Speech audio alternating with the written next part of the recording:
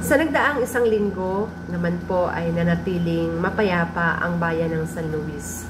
May naitalaman kaming isang kaso ng reckless imprudence resulting in damage to property ay natugunan naman po ito kaagad ng maayos. Sa drugs naman po ay nakapagtala din po tayo ng isang violation of RA 9165 ngayong buwan ng November 2025. At ito nga po ay na-file naman sa Office of the Provincial Prosecutor.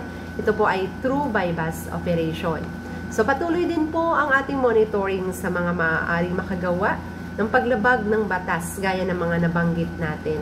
Maging po sa mga illegal possession of firearms, sa mga illegal gambling or illegal logging. So naghihikayat po ang kapulisan ng San Luis, Aurora province na sa ating mga kababayan na patuloy tayo makipagtulungan at anuman po ang inyong mga nakikitang kahina-hinalang mga aktibidades sa inyong mga barangay ay agaran yung ipagbigay alam sa amin para agaran din po namin itong matugunan.